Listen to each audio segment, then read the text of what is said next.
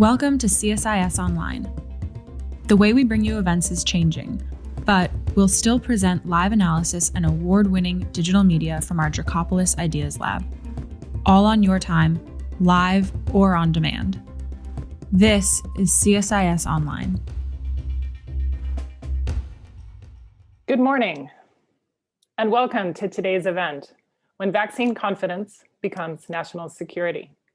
I'm Katherine Bliss, a senior fellow with the CSIS Global Health Policy Center. Over the past year, I've had the pleasure of directing our project on vaccine confidence and misinformation.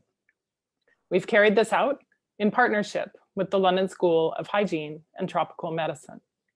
And the project has been generously supported with funding from the Robert Wood Johnson Foundation through its Pioneering Ideas program focused on building a culture of health. So back in February of 2020, really before this project got underway, CSIS and the London School's Vaccine Confidence Project convened a small group in London at the offices of Wellcome Trust to begin to discuss what collaborative work on the links between vaccine confidence and global security issues might look like. Now, it was during that discussion that the issues of misinformation and disinformation, particularly on digital platforms, and the challenges faced by social media companies in managing the transmission and amplification of false information content about vaccines really rose to the surface. And over the next few months, as the COVID-19 outbreak transformed into a global pandemic, we narrowed our geographic focus to the United States, and we narrowed our thematic focus to the domestic challenges, hesitancy around COVID-19 vaccines, propelled by misinformation and disinformation within the context of the pandemic, might pose for national security. And we recognized that the issues were multidisciplinary and that they required expertise from many different sectors. So we decided to launch what came to be called the CSIS London School of Hygiene and Tropical Medicine High-Level Panel on Vaccine Confidence and Misinformation. Now, as this project has unfolded, I've been fortunate to work closely with the panel's co-chairs, Stephen Morrison, Senior Vice President and Director of the Global Health Policy Center at CSIS, and Heidi Larson, Professor of Risk and Decision Science and Director of the Vaccine Confidence Project at the London School. Their dedication to the issues and the project and their guidance throughout have been critical. Michaela Simino, Program Manager with the CSIS Global Health Policy Center, deserves special mention for her patience, attention to detail, creative problem solving, and willingness to go the extra mile in coordinating the project's activities over the past year. Special thanks also to Samantha Chivers, our communications lead within Global Health, the CSIS AV teams, and the production, graphics, and multimedia teams within the CSIS Dracopolis iLab for their advice and support throughout the past year. So July 2020 saw the first meeting of the CSIS London School High-Level Panel on Vaccine Confidence and Misinformation. And it brought together 25 experts from diverse fields, including public health at the global, federal, state, and local levels, social sciences, computer science and cybersecurity, national and global security, and public opinion polling and communications. So I have to confess that at that first meeting in July, when we said we would be working over the next 8 to 9 months and putting out a report next spring, April or May, the panelists really pushed back and said the issues were so urgent that we needed to put out a statement as soon as possible, and certainly before the November elections. To that end, over the next few months, we issued a co-chair's statement announcing the panel, released a short white paper, and then published a call to action in October of 2020. Now, throughout our meetings last fall, our panelists also underscored the point that it was important to convene public discussions, to share the recommendations and thinking that the panel was undertaking in a public setting and to hear from participants and communities. Since December, we have convened 4 public virtual discussions featuring many members of the high-level panel with opportunities to consider each of the original recommendations in the call to action. Over the same period, we worked with members of the panel to refine the analysis, taking into account the rapidly evolving situation with product confidence as COVID-19 vaccines were granted emergency use authorization and began to be distributed. And the work really boiled down to two questions. How do vaccine hesitancy and misinformation impact national security? And what practical, actionable steps can the federal government, Congress, social media companies, industry, advocates, and community leaders take to improve vaccine confidence and health security in the United States? So on a day when more than 114 million people have been fully vaccinated in the US, 152 million have already received their first doses, and when polls show that the number of people who say they absolutely won't get a vaccine is shrinking, I'm pleased to be able to launch the panel's final report. And so, on the CSIS website, you'll find the major report itself, which is called Why Vaccine Confidence Matters for National Security. You'll also find a one-page summary PDF and an accompanying digital web report with interactive graphic elements and 3 videos embedded. And these videos draw from our public events and other interviews to go in depth on the key themes in the report: vaccine confidence in the COVID-19 context, misinformation and vaccine confidence, and national security within the COVID-19 vaccine rollout. And they each present, one way or another, the panel's 5 recommendations. These are, just briefly, innovations in reaching diverse and underserved populations with vaccines delivered in the context of health and social services, pledges and actions by mainstream and digital media platforms to stop the spread of misinformation and to collaborate with health providers in the scientific community to increase and amplify accurate content, increased engagement by key social and economic sectors to empower people to make informed choices about COVID-19 vaccines, greater executive branch coordination and action beyond the emergency, and finally, increased US support for global immunization partners. So to discuss some of the findings and the way forward today, we have a great lineup of speakers to join a conversation with the co-chairs about the report and the findings. I encourage you to, as you listen in the audience, if you have a question, to use the button on the event webpage to submit a question if you wish. And again, I want to thank very much our co-chairs and all of the panelists who really dedicated time and expertise and really their dedication to ensuring a thorough analysis of the issues and really making sure that this analysis was multi-sectoral and really reflected a broad range of opinion and input. So as we move toward the moderated conversation, I first really have the honor to introduce Dr. Anne Schuchat, Principal Deputy Director of the US Centers for Disease Control and Prevention, a medical doctor and veteran CDC Epidemic Intelligence Service Officer, and has previously served as Acting CDC Director and Director of the National Center for Immunization and Respiratory Diseases. She has been on the front lines of many domestic and global outbreaks. And she joins us today to share remarks on the state of vaccine confidence in the United States as the COVID-19 vaccine distribution program enters, I think it's 6th month, and to discuss the role that CDC is playing in working with states and localities to promote equitable vaccine access, to reach people where they live and work, and to address the concerns of that 15% or so who say they don't plan to be vaccinated, to see how we can move some of that discussion. So Dr. Schuchat, let me invite you to offer your opening remarks, and then we'll turn to our moderated conversation. Well, thanks so much, Katherine, and thanks to CSIS for putting together this really important topic and issue and report. We are at a critical point in the pandemic where we need to facilitate social mobilization at a community level to increase vaccine uptake. I think we're really excited that cases, hospitalizations, and deaths are decreasing across the country. And we know that the nation has been through tremendous pain and suffering with 579,000 deaths so far, and too many people hospitalized or affected one way or another, directly or indirectly. We've reached a point where vaccination uptake is beginning to plateau. Now, plateauing at a 2 million per day doses administered is not the kind of plateau that we were used to, 10 or 20 years ago. but it's of concern. And this is a critical moment for us to really understand the factors that make people get vaccines and try to overcome the barriers that are within our reach. To achieve population protection, we need to make vaccination accessible, doable, and socially supported. Today, that's more important than ever among younger adults and potentially in the future among adolescents as well.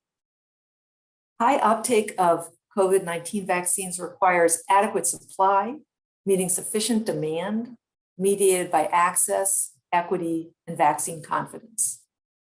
Vaccine confidence is complicated. It's really the trust that individuals, their families, their communities, and their healthcare providers hold in the vaccines, the people giving the vaccines, and the processes and policies that lead to vaccine development, licensure, manufacturing, and recommendations for use. For any of you that has been following the CDC's Advisory Committee on Immunization Practices the past few months, you've seen us try to have those processes and policies deliberated in public with some tens of thousands of people watching to really demystify the data that goes into the recommendations that we make. CDC's been working in coordination with health departments, national partners, and community-based organizations to implement a vaccine confidence strategy that's anchored on three main objectives: to build trust by sharing clear, complete, and accurate information about the vaccines, including the latest safety and the very impressive effectiveness data; to empower healthcare personnel by building confidence in their own decision to get vaccinated and their ability to honestly and openly recommend vaccine to their patients; and thirdly, to engage communities and individuals in sustainable, equitable, and in an inclusive way. So where are we with vaccine confidence in the US? Vaccine eligibility has been expanded to everybody 16 and up since April 19th. And the percentage of people who've gotten at least one dose is now at 58% for adults. There's evidence of enthusiasm beginning to plateau, with the proportion of those who want to wait and see now at about 15%. For those who haven't yet been vaccinated but want to get a vaccine as soon as possible, there are things we can do to make that process easier. And we've been expanding the number of locations, the walk-ins at pharmacies, the providers' offices, and so forth, making it easier for people to get vaccines in the way that they are comfortable with. We know that unvaccinated adults are more willing to get vaccinated if the vaccines are given in their doctor's offices, and if getting vaccinated will let them do things that they want to do, like air travel or going to concerts or sporting events. And we also know that if there's a monetary incentive, adults are more interested in getting vaccinated. Parents' intentions for vaccinating their children also can mirror the teens or the adolescents' interest in getting vaccinated. So that's something we've learned from other vaccines and is probably true about this one as well. So what are we doing at CDC to move the needle on vaccine confidence? We're trying to triangulate between public perceptions that we're tracking, and of course many others are tracking, information or content gaps, and the mis and disinformation about vaccines. We're trying to do that triangulation in real time and feed that back to our partners through state of vaccine confidence insight reports that look at sources like social listening, media monitoring, our CDC info inquiries, and web metrics. We're employing a variety of tactics. They include developing training materials to help healthcare providers have those empathetic conversations with patients who may have questions and concerns. Frankly, for vaccines that didn't exist a year and a half ago, it's very understandable for people to have questions. And so having those conversations in respectful and open ways is important, but you need the information to have those conversations. We're planning for on-the-ground social mobilization efforts with health departments, community and faith-based groups, local governments, schools, and businesses, and providing a significant amount of funding to these groups to support local efforts. We're continuing to expand the suite of clear communication materials that we have to educate the public about vaccines and address the common questions and myths, and trying to do that in a way that doesn't perpetuate the myths, but actually succeeds in getting better information to people. We're also providing what we call confidence consults and strike teams to state and territorial health departments and tribal partners to help them troubleshoot the vaccine confidence issues in their jurisdictions. We recently worked with states of Georgia and Alabama on rapid community assessments to diagnose vaccine confidence barriers in those areas. As I'm sure from the panelists you'll hear, things are different in different jurisdictions and different demographic groups, and meeting people where they are is important.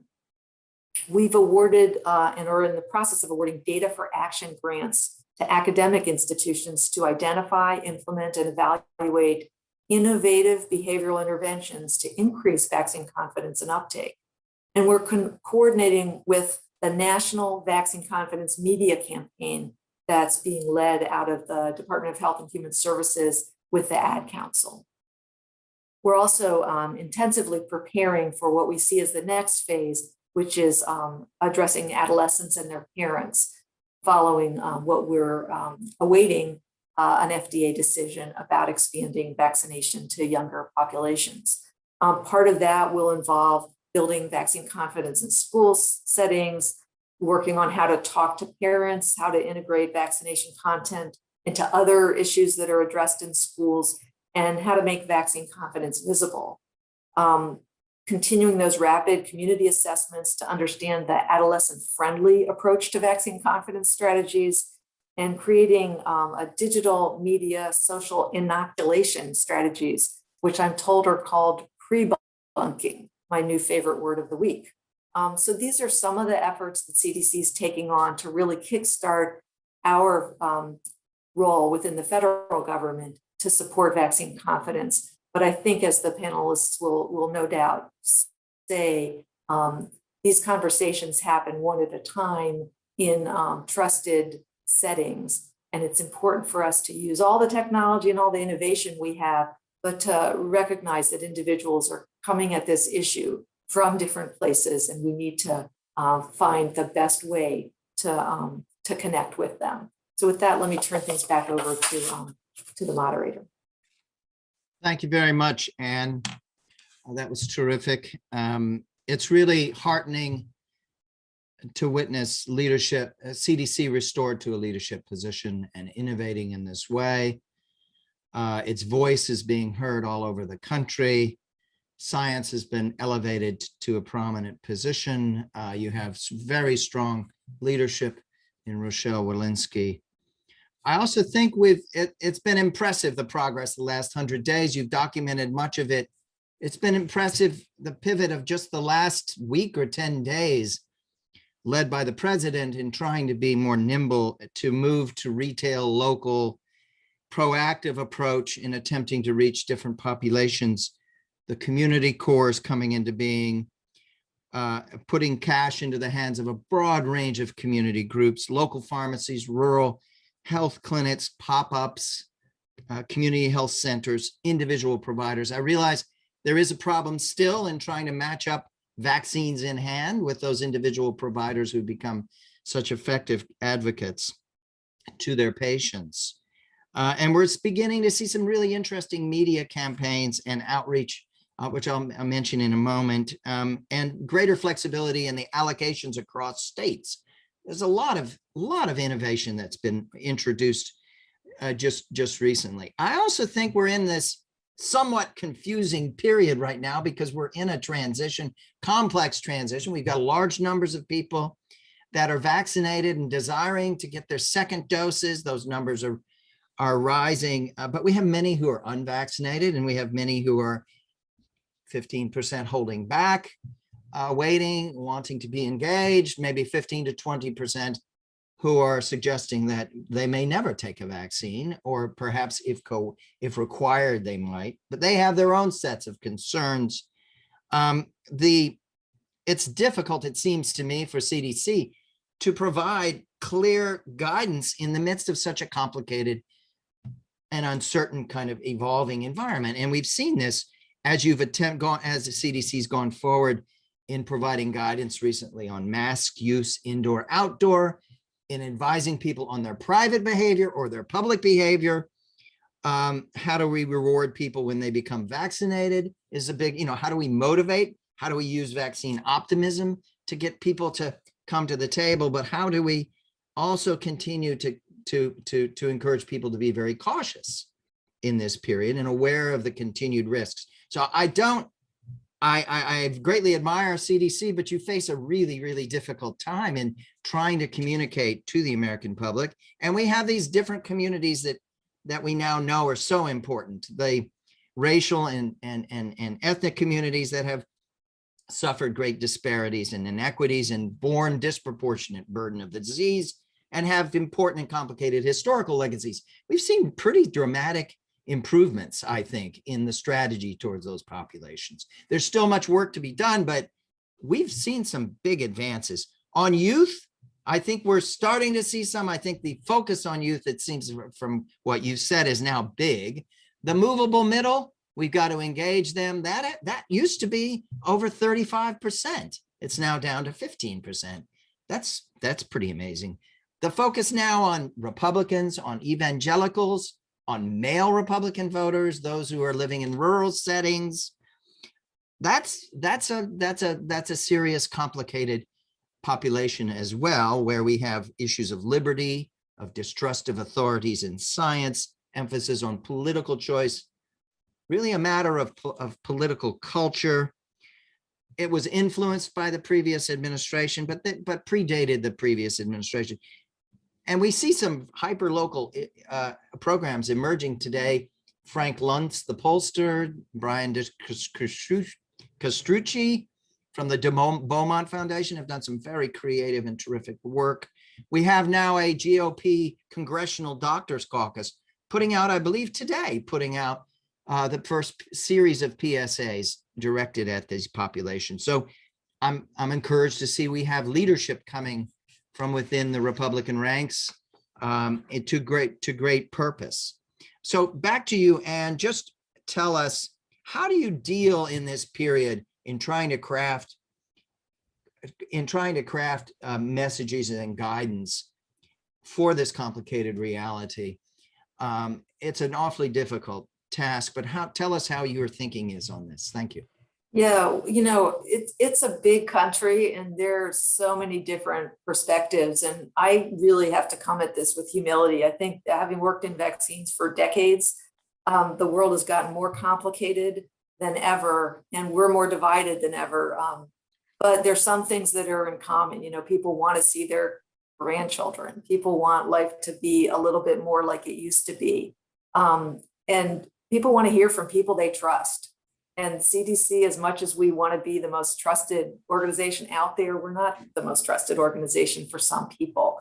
So one of our key approaches is working through others, whether it's the community core that you talked about, or the TV docs, or all those community-based organizations that really are with people in their communities, staffed by people from communities. I used to think you got to keep the politics completely out of vaccine conversations, but I think once it's there, you probably have to embrace it and use all the approaches that you can.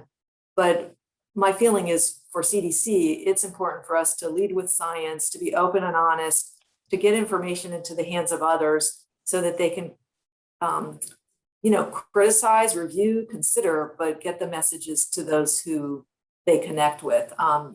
We're fortunate now to be able to provide funding to a lot of organizations, and certainly the states and locals, always working closely with the clinicians, because healthcare providers of all stripes continue to be more trusted than almost anybody in the vaccine world.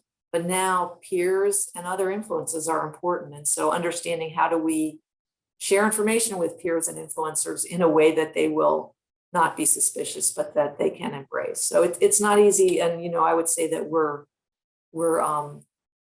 open to doing things differently and to finding solutions that will work. I also have been heartened with some of the progress on equity that we've been able to make. You know, some of the distrust and concerns between some groups has really improved as we've really focused like a laser on equity in everything that we're doing with vaccination. We are making real progress there. But in terms of some of the rural areas where there's really not as much of a shared sense of the threat of the virus or the impact that the virus can have, the vaccine conversations are more complicated. Are you expecting we're going to see some very rapid progress with adolescents? There's definitely a group that's really keen. You know, we know that some of the pharmacies have opened scheduling for adolescents, you know, pending, and there's just a lot of people in advance of any kind of FDA, EUA, you know, appointments are getting booked. So we know that providers are getting calls from patients or parents and so forth. So I do think there'll be enthusiasm from the parents who were the first in line to, you know, trying to find vaccine for themselves back in January or February. So I do expect an initial burst, but there's going to be a big group that's not jumping on this right away. And of course, adolescents typically have pretty busy lives, and getting them in for, you know, their HPV vaccine or their meninge vaccine could be difficult. The formulations of products available haven't been that easy for the doctor's office, and that's been you know, we're trying to get more primary care providers to be able to give vaccines out, which is a familiar place for both adolescents and for you know, for many adults with underlying conditions. But it's been trickier with the large volume trays and the storage requirements of some of the vaccines. But so I do think there'll be a little blip, and then it'll be slower, is what I predict. Thank you. We're going to be joined by just momentarily Peggy Hamburg, former commissioner, U.S. Food and Drug Administration, currently interim vice president of global biological policy and programs at the Nuclear Threat Initiative. Heidi Larson, co-chair of this effort, professor of anthropology, risk and decision sciences, and also director of the Vaccine Confidence Project at the London School of Hygiene and Tropical Medicine, and our colleague Jim Lewis, senior vice president and director, CSIS Strategic Technologies Program.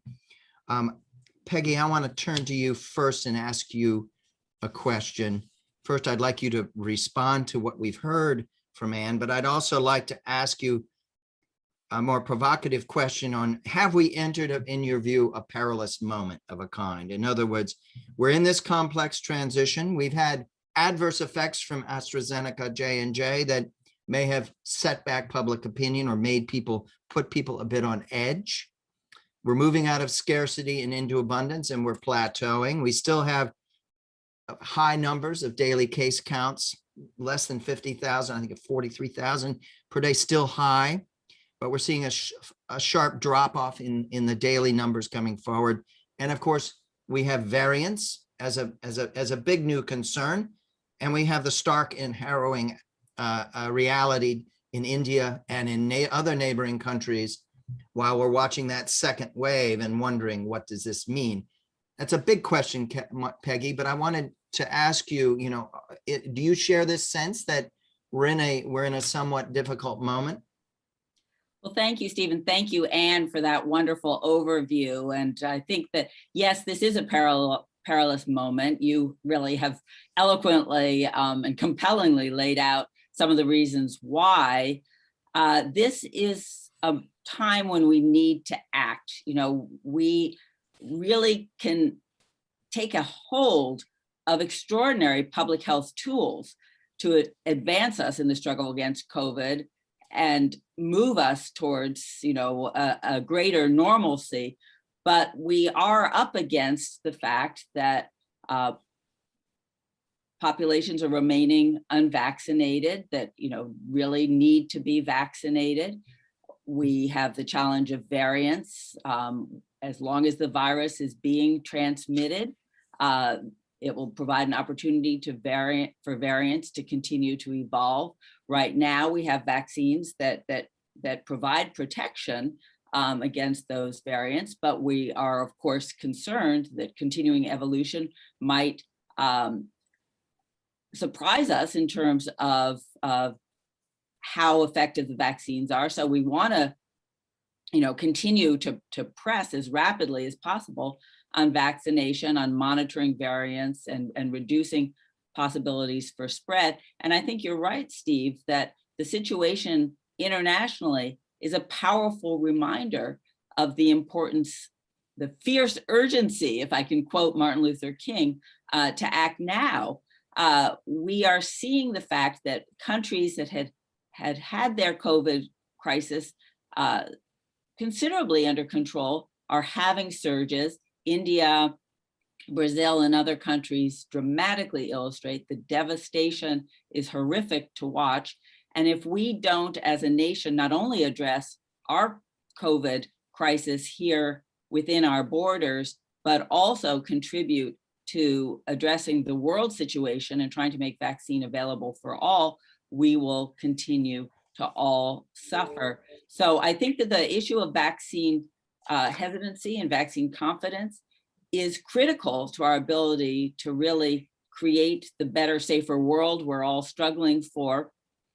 It's clear that we need to continue the efforts that Anne so ably outlined. No one solution is going to make the sole difference. We need a multifaceted strategy that recognizes all the different stakeholders, all the different players and partners, and really enables us to move forward in a strong, aggressive, and consistent way. And it involves people understanding that it's important to their own health, it's important to the health of communities, their families and loved ones, that the vaccine did get developed swiftly, but without cutting corners from a scientific perspective. And it's been tested now in populations much larger than normally occurs. And the experience around the world tells us that these are extraordinary vaccines with great efficacy, and really the safety issues are very, very rare.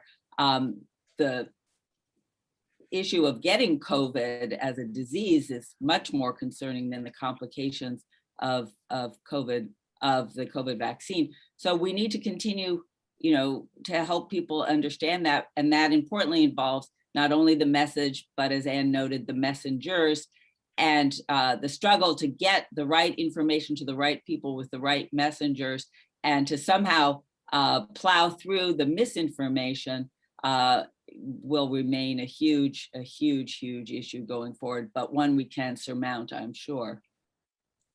Thanks, Peggy. I want to turn to Heidi. Heidi, here in the United States, there's a lot of discussion as to how high of coverage will we reach. As Anne said, 58% of adults in America have gotten their first dose. That's a very encouraging number. But when we look at the variants and we look at what might be required to really have confidence we're getting control, we're looking at 80% or higher. That could be very, very difficult to achieve here with the levels of hesitancy we're seeing. We're also seeing low coverage rates in many southern states, many rural areas, low coverage rates.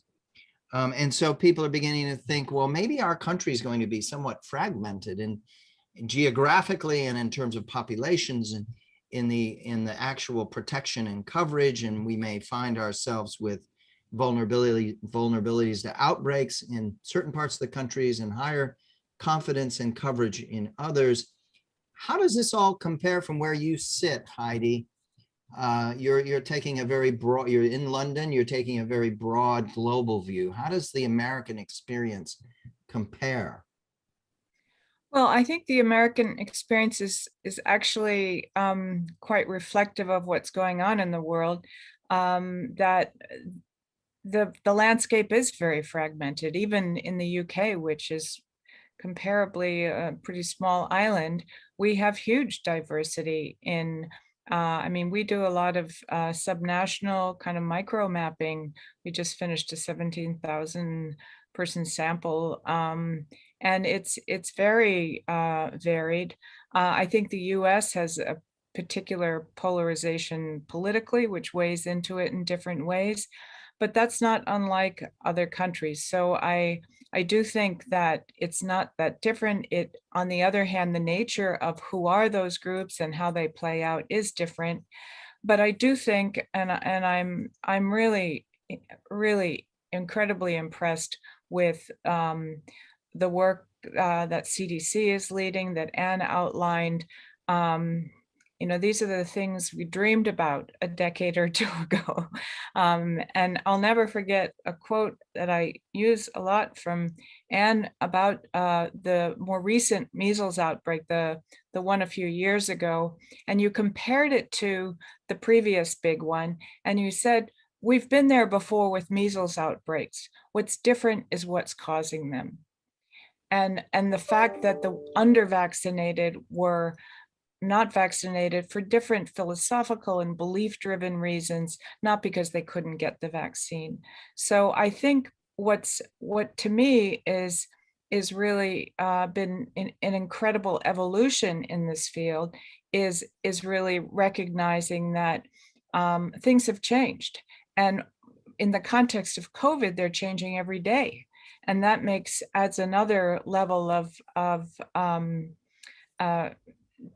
how we need a dynamic and responsive. I mean, even the idea of doing rapid assessments, we need rapid responses, but need to be nimble and change things, which is not natural human behavior. But I think also the point to meet people where they are, and I'm sure it was implied, but I just want to stress that it's not just a physical where people are, but where they are in terms of their worldview, where they are in terms of their belief on the world. It could be, you know, pro-nature, it could be anxiety. There is something about vaccines that is not natural. There was some of the best work in risk communication, a field which evolved in the context of environmental risks, but I refer to a lot in the context of vaccines, is how some of the tensions that people have are between whether they have some control or not, whether it's natural or whether it's chemical, whether it's voluntary, or there's a number of different things. But it was an interview with Daniel Kahneman, who wrote Thinking Fast and Slow yesterday, that really reminded me of this work. He said, you know, when people, and we see this with other vaccines, getting vaccinated is taking an action. So if you get harmed by that action, or your child is harmed, you feel much more guilt than if you get sick for a natural cause. And a circulating virus is natural. So they're weighing different aspects of it that reason out of getting vaccinated sometimes, which is hard for us as scientists and the medical community to get a handle around, but it's also part of where we have to frame it in different ways. And I think that's where this issue of the messenger and also the motivation. I do think this issue of, even though our toughest group in terms of confidence levels is 18 to 35, you know, if you want them to get a vaccine, don't try to tell them how good it is for themselves or the world. Tell them it'll let them go to a rock concert. Tell them it'll let them go to the sports event. I mean, well, adults like sports too, but you know what I mean. It's, you know, airlines don't advertise, well, some of them do, the comfort of their seats or whatever. They'll tell you about the beach. They'll tell you about the destination, the whatever exotic place the plane will take you to. So I think particularly at this stage of the COVID response per se, we need to be contextualizing vaccines in the context of recovery. We just launched a campaign, and I'll stop here, with YouTube, called Get Back to What You Love. And they're just 15-second moments from 15 different people about that moment that they miss the most. You know, a grandmother missing going to, believe it or not, the YMCA and meeting her friends, you know, some families dancing, somebody coming down a roller coaster. I mean, all different. We need to go there because that will be more, I think, for some motivational. It's not going to be the trick for everyone, but I shouldn't say trick because it's a very genuine thing. But anyway, I think as I listened to the Anne and also Peggy's insights, I was looking back at our conclusions, what we're calling for in this report, and I was really thrilled to see, since we started this high-level panel, a number of those things are already becoming real. We can't lose we need to keep building on it, but I think we're going in a really positive direction. Thanks. Thanks, Heidi. Jim Lewis, we're one primary focus this effort was misinformation, with a special focus on social media practices, attitudes. And in the report, we come forward and say, there's been some significant progress in this last period in terms of how seriously these issues of misinformation are being taken by social media and the level of actions instituted. A big shift. But there's more. There's still calls for more to be done. And in our report, we specify a few things. Tell us, Jim, what's motivated, in your view, what's motivated social media to pivot, to reassess, to take these problems much more seriously than they had up to now and begin to put in place controls? And what more is needed in your view? Well, this is, as we've heard, a clearly politicized issue. So I put it in the context of politics. And one thing that's interesting, just as an aside, is the effect of presidential messaging and presidential policy. So you could even have a rough statistic that shows that getting a different kind of signal from the White House really improves the environment, but there will be hard issues, right? Sometimes the media doesn't help. I mean, it's always focused on the negative, so you tend to get stories about what's gone wrong rather than what's gone right. I'm not sure this will be an issue by the fall, but there's going to be this hard core of resistors, as we've heard. And so there's some short-term and long-term issues. The long-term issue is, how do we rebuild confidence in expertise? And I think, to your question, a lot of what's driven this is the effect, the shock that many people had at the 2016 election, at the 2020 incidents, 2021 incidents, that really made people realize the power of social media. And honestly, it made the social media companies realize their responsibility, whereas 5 years ago or 10 years ago, they would usually say, we're just the pipes, you don't want us to be editors. They now have a sense of responsibility. And I think we all, almost all of us, welcome that. And the ones who don't need to rethink their position. So more emphasis on social media. It's interesting that the best way to Heidi's point, it turns out the most effective way to communicate is through short videos rather than long screeds. And so we've seen that it can be even as short as 3 seconds. For those of you who make fun of TikTok, a 3-second video on the positive benefit of getting vaccinated will have an influence. The other thing we've realized, though, near term, and this is, I think, to Anne's point, is social media is one avenue out of two. The other avenue is community. And so an emphasis on community, working with local communities, working with different populations, using that community focus to change minds. I think that's probably the core of a strategy to address. There's some who will always be unpersuaded, but the number's shrinking. And we can accelerate that if we use social media tools like video. And if we use a focus on, and CDC has done this in the past, a focus on the community level intervention, community level involvement. So I think one benefit of the report is we've identified a path forward. And a question for all of us is, I think we can have success when it comes to the COVID vaccinations. What do we need to do further to address the larger question of vaccine hesitancy, which has been growing for more than a decade and is a serious health problem? So we've identified some tools. Let's use them in this specific instance, and then let's see if we can apply them more broadly. Jim, I want to ask you one quick follow-up question. I mean, it seems to me that there's been less visibility in the media and the press about the power and influence of those groups that are organized against vaccines in the United States in the midst of the pandemic. Early in the pandemic, there were lots of accounts about how stoked up and how much these groups would capitalize upon this pandemic. I'm not so sure that that's happened, that they have had success at stoking hesitancy and refusal to the degree that was predicted. Is that accurate? Did we overestimate? Yeah, I think there's always a tendency to overreact in the initial phases. And so when you go back and look at some of the data, there's individuals on social media who have hundreds of thousands or even millions of followers. And so their misinformation, and it could be just, they don't have evil intent. It's just that they actually believe this nonsense.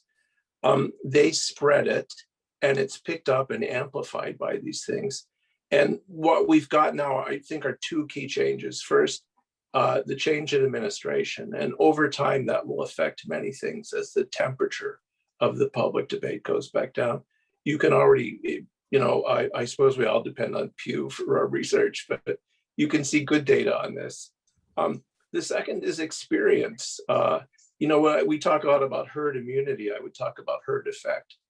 When the herd starts to move in a particular direction, people are going to follow, right? There'll be some who lag, but between the change in presidential messaging, the growth, the demonstrated success, right? Particularly the US went from being among the worst to among the best in just a very few months. And I think that has a persuasive effect. So the people who were making these statements are still out there. They haven't gone away, and they may very well be influential in reinforcing that core of those who are hesitant about vaccines. But overall, the trend is moving in the right direction. Thank you. I want to ask Katherine Bliss a question, then I want to come back and hear more from Anne Schuchat.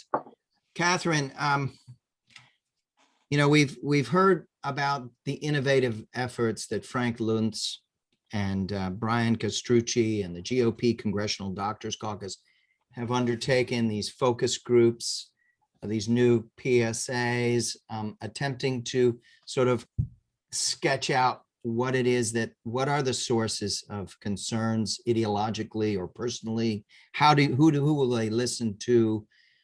This has all been, it seems to me, a very encouraging set of developments in an area where, the Biden administration may not be quite so welcome in inserting itself into those discussions. Others need to lead in this. And as Anne had suggested, CDC can do a heck of a lot to support. And it was interesting that in the efforts by Frank Luntz, Tom Frieden, a former CDC director under in the two Obama administrations, came across as one of the most respected and persuasive interlocutors with this. So that told us something interesting about what they're looking for, what that population is looking for. But more recently, what we've seen is Frank Luntz come under attack from Tucker Carlson, as if he is somehow engaging in an activity for nefarious purposes, accusing him of being in Pfizer's pocket. It sort of shocked me a little bit to think, well, maybe this type of very valid and serious effort is at risk itself of becoming politicized, and it's overstepping some threshold and coming up against certain concerns. And now we may see more of a polemical and partisan or internal Republican debate unfold. What do you think, Katherine? I think if you look at our report and the discussion about the different kinds of vaccine confidence, there's a whole page of, and this was, it was challenging really, I think, to try to identify all the different attitudes and questions and perspectives people bring to their thinking about vaccines. Everything, and some of this has been discussed before, but from legitimate questions and wishing to understand better to questions about viewing scientists as elite. the problems of historic discrimination and abuse, even on the part of health authorities. The challenges around what we see, this kind of individualization of science, this idea that, well, okay, this is the scientific recommendation, but I'm going to interpret it in my own sense, and I'm going to interpret it on my own terms and bring that forward. And so, along with that, of course, there's also the, what we've seen in terms of the sort of linkages of some of the movements around personal liberties and the election, and some of the discussion, around the politics of early January and the insurrection at the Capitol. I mean, many of these different elements and ideas, become interlinked and are not divided into sort of separate individuated categories. And so when we try to, I think, understand the reaction to different personalities that may be speaking out on vaccines or undertaking that kind of research, we have to appreciate that people don't fall into these discrete categories, and may, within one person, embrace kind of a sense of rural self-sufficiency, a preference for small government, a fear of, elite or pharmaceutical companies, and, all of those different kind of impressions really inform their reaction to a statement or a messaging or a kind of research project that's undertaken. Thanks. I want to come back to Anne and get any thoughts you have on what we've heard from our other speakers, but also talk reflectively about this period where we have had astonishing success with getting great vaccines. And we've had some controversy around industry, but it's not been disabling and so divisive. We now have the issue of the patent protections, the suspension. We're not here to talk about that today, but it seems to me we've had in terms of the partnerships between our government and industry in this period, we've had a remarkable period of grace in moving forward. I think this is obviously, this pandemic's been transformational in its severity and the horrors that it's reaped, but I think the vaccination effort has been transformative in the educational experience that the nation has gone through. To have this many people aware of all the different vaccines that are out there, and the latest and greatest of how you could get them and what the side effects are, and how what does the FDA do, and what does the CDC do, and what does my state do, or what does my county do? It's really extraordinary. Beyond that, to have vaccines that with enough investment and support can be developed and produced in such a short period is, opens the door to prevention of so many other conditions that, we could be at the moment of opportunity for, global efforts, domestic efforts that really can save a lot of lives. Fundamental to that positive reality is sustaining and building the trust in the system. The trust in how we do the research, the trust in how we enroll people into trials, the trust in how the FDA or other bodies look through the data, and in how CDC and others might make recommendations for use, how the system delivers the products. We really could be, back in the 50s, I think, with vaccines being this wonderful, thing that everybody wants, and government and private sector supporting their development. We could be on the verge of that for many other conditions, or it could be a death knell. So we have to take each of our responsibilities really seriously. So I'm really optimistic right now. I know we're kind of in a plateau, but we're continuing to see improvements in the burden of disease. The variants are quite concerning. The international situation is quite concerning. But I think we've been trying to go about this immunization in a very deliberative way, urgent and action-oriented, but meeting people where they are. And I think if we can continue that and not lose trust, we can really see, life get back to a better state for many people, and also really beneficial prospects for the future. So, it's a good day here at the CDC. I guess, tomorrow could be a bad day, but I'm in a more optimistic mode right now than many months ago. Do you anticipate that as we get through the summer and into the fall, the next phase of communicating with the American people is going to be around boosters, around new vaccines, around preparing for some cycle of winter that will perhaps require, if we're moving into an endemic phase, require some return to masking and some seasonality around winter? What's your, I know we're not there yet, and it's not an entirely fair question, but it's one that we can predict pretty easily. Yeah, I think that we have to be careful as experts or authorities in what we say. And I think some of you are aware, a vaccine manufacturer started to talk about boosters, and apparently the survey suggested confidence dropped because people thought, well, if I have to get a booster, what's the rush here? Why don't I, why do I need to get vaccinated now? So we do not know right now whether the vaccines many of us have already gotten are going to protect us for a long time, or whether future vaccination would be needed. And I think we need to be careful in talking about that prospect, in having unintended consequences, even in the dialogue about it. In terms of the variants, though, we continue across government and academia to study the effect of vaccines or neutralizing antibody on these different variant strains. And, so far, getting vaccinated seems to be really important. Some vaccines better than others, probably for certain variants, but a lot of the variants, it turns out, the level of vaccine-induced protection seems really high. But we have to keep studying. And obviously we've done a lot to try to expand the genotyping that we're doing here, to model the UK, which really had a great program, so that we understand the dynamics. In India, we know it's a problem, but we really don't have enough data yet for true understanding of what, if any, role variants are playing in their big resurgence. But I think the question about masking, I have to say, I am so impressed with the impact that masks can have on respiratory viruses. And, as you know, we really didn't have a flu season this past year while we had a really bad COVID season. So I do think that, bad flu seasons, people are going to bring back their masks and be using them, because why not? They're very effective at protecting individuals and others.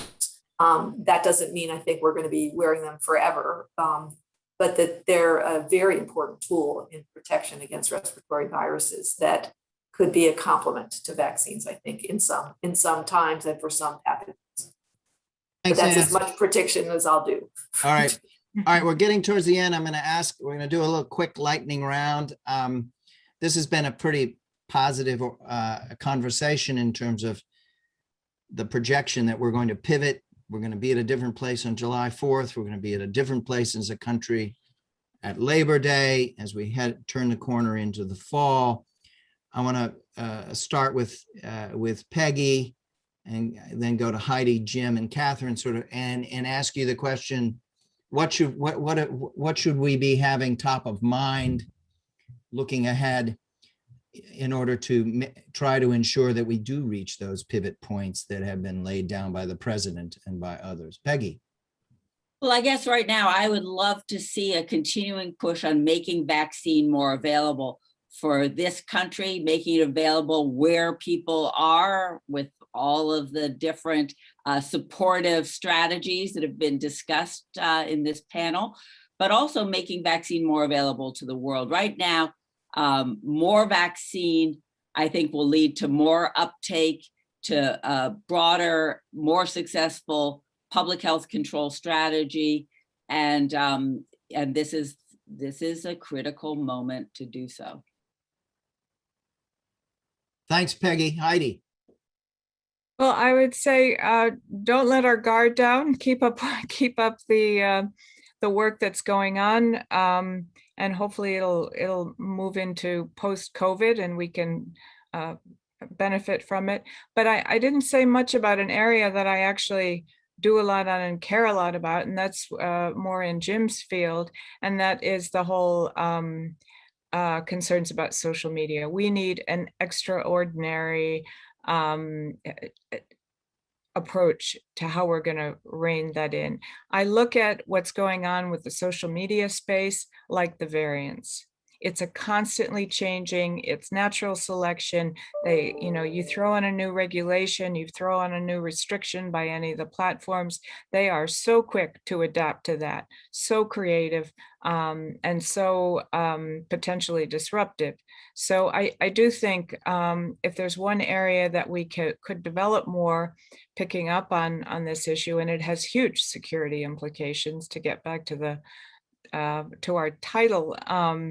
I think that is a space we have a lot of work to do. Thanks, Heidi. Jim Lewis. Thanks, Steve. I should start by noting that I hate getting shots, right? So maybe the lesson for me from that is we need to be respectful of the opinions of those who have concerns.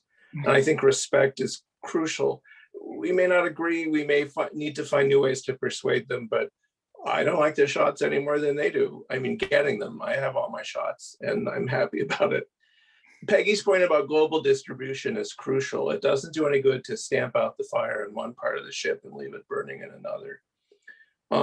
In an ideal world, if we use social media right, if we use the right communications for communities, and I mean local communities, we can start maybe moving back towards the golden age of acceptance of vaccines.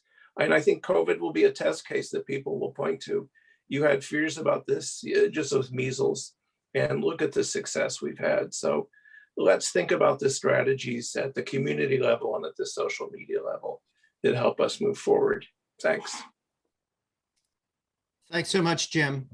Katherine, you get the last word today, and thank you so much for your leadership and the remarkable series of products that we put out under your leadership. Thank you. Over to you, Katherine.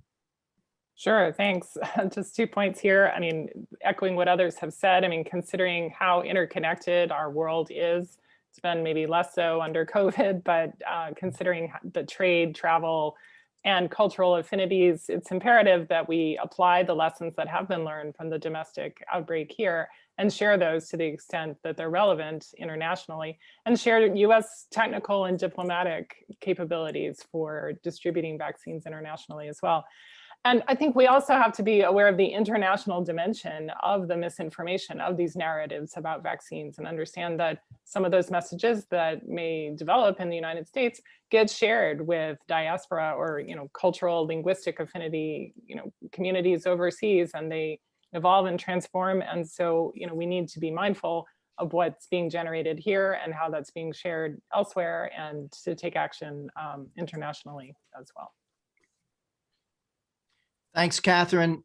We're at the end of our hour, and great thanks to all of our speakers who've joined us today. Special thanks to Anne Schuchat, close friend at CDC, and it was wonderful that you could spend so much time with us today. Thank you so much, and thanks for all the great work that CDC is doing. This high-level panel, we've drawn from all of the people that you've heard from here today: Peggy Hamburg, Jim Lewis, very active members, Heidi Larson as our co-chair, Katherine as the project director. I want to also mention Michaela Simoneau, our colleague, who really invested enormous amount in moving us forward.